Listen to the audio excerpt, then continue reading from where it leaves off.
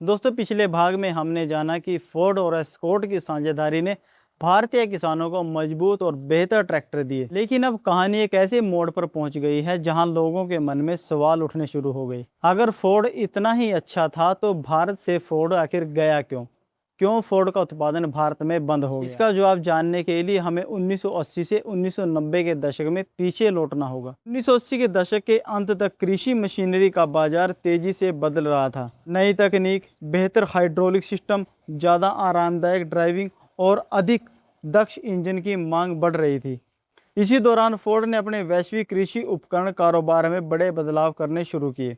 दोस्तों अब कहानी में आता है एक नया ट्विस्ट। साल 1991 में फोर्ड मोटर कंपनी ने अपना बहुत बड़ा हिस्सा न्यू हॉलैंड कंपनी को बेच दिया। इसके बाद दुनिया के कई देशों में फोर्ड ट्रैक्टर की जगह न्यू हॉलैंड ब्रांड दिखने लगा।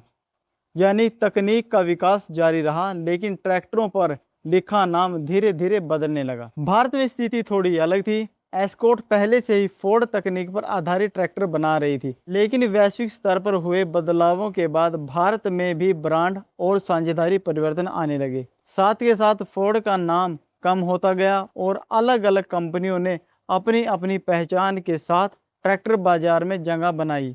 दोस्तों एस्कॉर्ट ने आगे चलकर पावर ट्रैक और फार्म ट्रैक पर ध्यान देना शुरू कर दिया।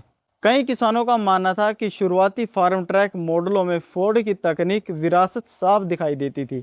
हालांकि समय के साथ साथ इन ब्रांडों में भी लगातार नए बदलाव और नई तकनीक जोड़ी गई। फोर्ड 3600 का इंजन लंबे समय तक लगातार काम करने के लिए प्रसिद्ध रहा है। इसका वजन अच्छा होने के कारण ट्रैक्टर की पकड़ मजबूत रहती थी। पुराने फोर्ड ट्रैक्टरों में इलेक्ट्रॉनिक सिस्टम बहुत कम थे, इसलिए खराबी आने पर मरम्मत अपेक्षाकृत आसान होती थी। आज भी कई ऐसी कंपनियां फोर्ड 3600 के स्पेयर पार्ट बनाती हैं।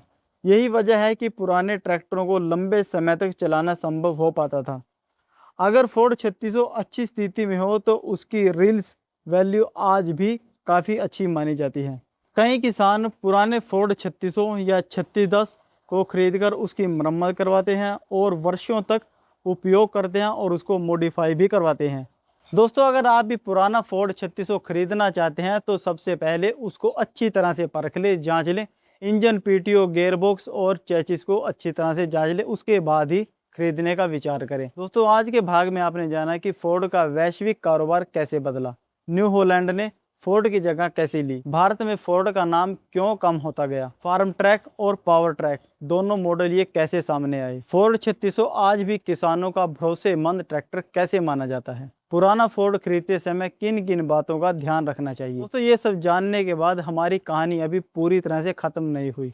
अगले भाग में हम जानेंगे फोर्ड ट्रैक्टर से जुड़े ऐसे रोचक तथ्य जो बहुत कम लोग जानते हैं। भारत में फोर्ड के सबसे सफल मॉडल कौन से रहे हैं, फोर्ड ट्रैक्टर की विरासत आज भी क्यों जिंदा है। दोस्तों अगर आपको ये वीडियो अच्छी लगी है तो इसको लाइक करना, शेयर करना। जल्द ही मैं आपको अगले भाग में मिलता हूँ और तब तक के लिए बेल आइकन को जरूर दबा लें, चैनल को सब्सक्राइब जरूर कर लें। बहुत बहुत धन्यवाद। अगर आपने पिछली वीडियो हमारी नहीं देखी है तो डिस्क्रिप्शन में लिंक दिया हुआ है, उसको जाकर चेक कर सकते हो या फिर आई बटन पे आप क्लिक करके वीडियो देख सकते हो।